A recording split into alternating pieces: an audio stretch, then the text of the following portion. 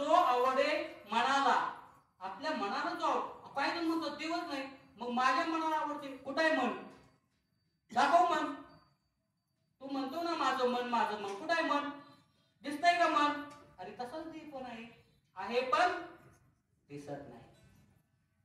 मन जसं दिसत नाही तसंच आहे.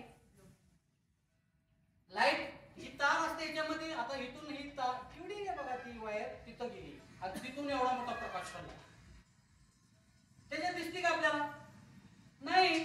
पण त्याच्यामुळं माईक चालतो, त्याच्यामुळे एवढा मोठा मर्क्युरी चालतो, त्याच्यामुळं फ्रीज चालते, कूलर चालतो, सो अँड सो. तसं भगवान परमात्मा जरी अदृश्य शक्ती असली तर तिच्यामुळं सगळं ब्रह्मांड चालतं. केवढा मोठा देव आहे बघा. आणि मग तो एकच आहे, मग त्याला कोणत्याही नावानं पुकारा.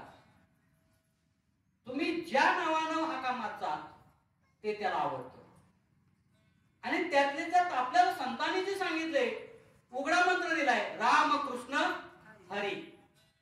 कारण राम म्हणलं की आपल्या शरीरातील सगळी पापं बाहेर निघतात. तुम्ही म्हणाल परत आत जातील, नाही जात, मन मिटतात. मन गेट बंद होतं ना, राम म्हणलं की मिटतंय. ती राम म्हणून बाहेर गेली की मन गेट बंद होतं, म्हणजे पापातून मुक्त होतो आपण, निवृत्त होतो. पापातून निवृत्त होण्यासाठी राम म्हणा, आणि मग त्याच्याकडे आकर्षित होण्यासाठी कृष्ण. आकर्षण, कृष्ण याचा अर्थ काय? आकर्षण. आणि मग सगळं जे हारायचं आहे आपलं, सगळं टळायचं आहे. हरी, पापाची निवृत्ती आणि पुण्याई. एवढे पुण्याई, एवढं पुण्य काय? किती पुण्य? हरिमुखे म्हणा, पुण्याची गणना कोण करी? एवढं पुण्य. पाप तर जातं आणि पुण्य पत्रात पडतं, आणि मग पाप पुण्याचं आपण गोळाबेरीज केली तर पुढच्या जन्मामध्ये आपल्याला सुख मिळतं. एक जन्म झाला म्हणून लगेच काय मोक्ष मिळणार नाही. प्रत्येक जन्मात आपल्याला पुण्य करावं लागणार आहे. अशी कितीतरी जन्म आपल्याला पुण्य करावं लागणार आहे, त्यावेळेस आपल्याला मुक्ती मिळणार आहे. सहजासहजी मुक्ती मिळत नाही. त्याच्यासाठी आपण आजपासून ठरवा की आजपासून पुण्य कर्म करायचं. पुण्य कर्म करायचं म्हणजे काय करायचं? धर्माप्रमाणे वागायचं. धर्माप्रमाणे वागायचं म्हणजे काय हो? जे सार आहे ते करायचं आहे. जे सार आहे ते काय करायचंय? विहित कर्म करायचंय. विहित कर्म म्हणजे काय हो? सोपं, चांगलं वागायचंय. संपला विषय. वागून बघा हो. चांगलं वागल्यानंतर एवढा बदल होतो ना, लोक आपल्याला वाकून नमस्कार करतात. मग काय पाहिजे हो आणखी? आणि नामस्मरणाची अखंड मनामध्ये कुठं परापत्यंती मध्यमा वैखरीपर्यंत. वैखरीनं नाम घेतो पण ते कुठं आलं पाहिजे? पश्यंतीपर्यंत, पुन्हा मध्यमापर्यंत आणि पुन्हा परापर्यंत. परापर्यंत पोहोचल्यानंतर आपण झोपलो तरी नाम चालू असतो. कंटिन्यू रामकृष्ण हरी, रामकृष्ण हरी, रामकृष्ण हरी, रामकृष्ण हरी. अहो काय काम असतं? कोणताही काम करताना आपण हा मंत्र म्हणू शकतो. कोणताही काम करा तुम्ही, रामकृष्ण हरी, रामकृष्ण हरी, रामकृष्ण हरी, रामकृष्ण हरी. नाही मोठ्यानं म्हणता आला, मनातल्या मनात म्हणा. अहो काय ताकद आहे. अहो तुकाराम महाराजांनी हा मंत्र म्हणल्यानंतर काय घडतं हे त्यांच्या चरित्रामध्ये आपल्याला पाहायला भेटतं. किंवा ज्या देवाच्या जन्म उत्सवानिमित्त हा सोहळा आहे, अखंड हरिनाम सप्ताह. कोण? भक्त देवदूत हनुमान मित्र दास्य भक्ती केली. अहो तुकाराम महाराज त्यांना म्हणतात, शरण शरण हनुमंता, तुझं आलो रामदूता, काय भक्तीच्या वाटा मज दावाव्या सुभटा.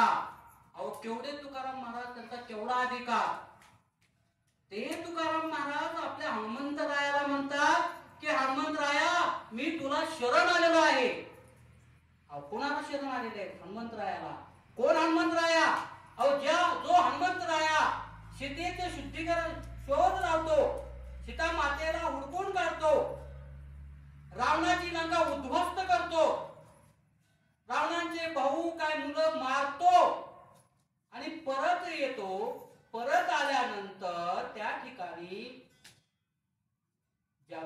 महाराज केलेला पराक्रम प्रभू रामचंद्राला सांगतात आणि प्रभू रामचंद्र ऐकून म्हणतात, होय रे हनुमंता, बरोबर आहे का हे?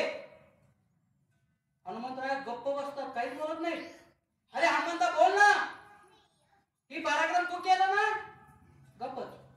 मी काय म्हणतोय, पराक्रम तू केला ना? गप्पच. प्रभू रामचंद्र थोडे मनातून विस्फरले. तू केला नाही विचारतोय तर सांगत नाही, मग काय मी केला का? मी तेच म्हणतोय. मला केवढी तापशी होती, केवढा नीर अहंकार माझा हनुमंतराय. कसलाच अहंकार नाही. आपल्याला थोडी गोष्ट आपण केली तर हा मी केलं, मी भाज्या खूप चांगली झाली म्हणून तुमचं माहित लगेच आवाज मी केली म्हणून झाली. सप्ताह मी करतोय म्हणून होतोय. सडक डांबरीकरण पटकन केलं. काय हो, केवढा अहंकार राहतो आपल्याला. एवढं मोठे कार्य करून माझा हनुमंतराया नीर अहंकारी राहतो. आणि त्या हनुमंतरायाला माझे तुकोबाराय म्हणतात, मी तुला शरण आलेला आहे. भक्तीच्या वाटा सांगा. किती आहे त्या भक्तीच्या वाटा? हो 9. 9 विधा भक्ती. श्रवण, कीर्तन, नामस्मरण, अर्चन, वंदन, पाप सेवन, सत्य, दास्य, आत्मनिवेदन. 9 भक्ती आहेत. आणि 9च्या 9 भक्ती माझ्या हनुमंतानं करून दाखवले. तो 9च्या 9. मग भक्तीच करायची असेल तर हनुमंतरायासारखी केली पाहिजे. त्याच्यासाठी आमच्या सरदार महाराजांचं रामायण ऐकलं पाहिजे, मग कळेल भक्ती काय असते, काय भक्ती असते.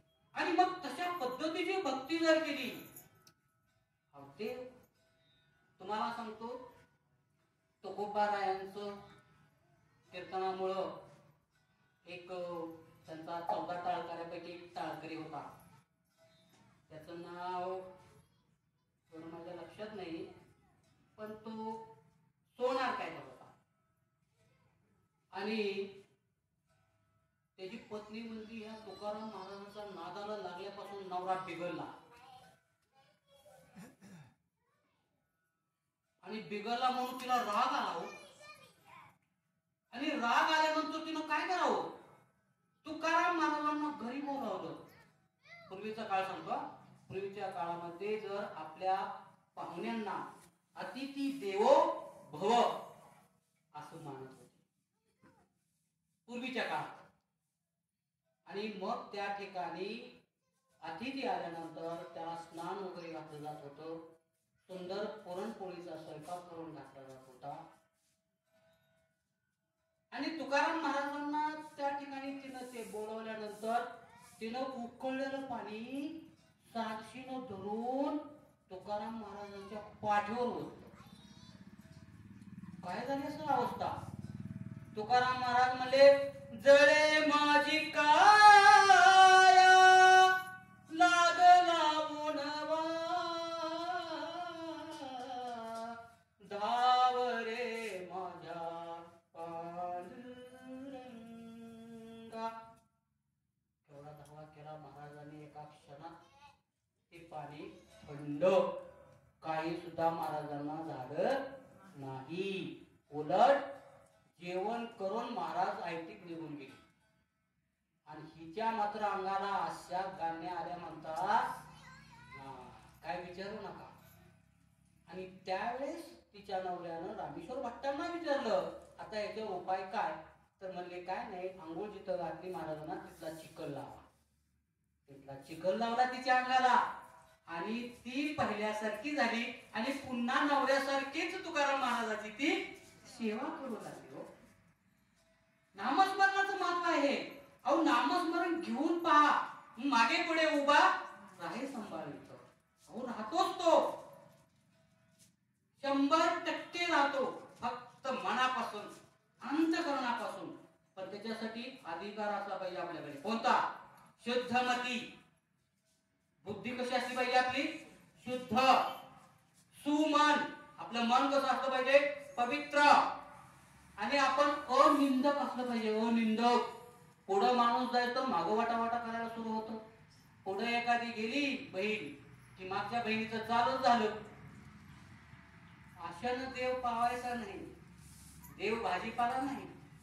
हा, अनिंदक असलं पाहिजे. कोणाचीही निंदा करू नये आणि कोण करत असेल तर ऐकू नये. अनन्यता पाहिजे. अशी अनन्यता पाहिजे की आपल्याला दुसरं काही दिसलंच नाही पाहिजे. डोळं झाकलं भगवान परमात्मा दिसला. डोळं झाकलं दुसरं कोण दिसलं की विषय संपला. किती टाइम आहे महाराज?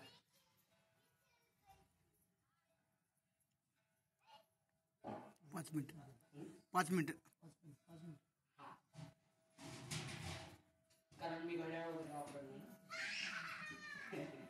आणि मग तुम्हाला सांगतो बरोबर तरी मी पण 5 मिनिटालाच म्हणतो. कारण टायमाचं नियोजन आपण बंधन पाळलं पाहिजे, केलं पाहिजे. थोडं आता आपल्या ह्या मंदिरामध्ये सुद्धा थोडं म्हणजे नियमावली टाकली पाहिजे. व्यवस्थित छानपैकी चाललेला हा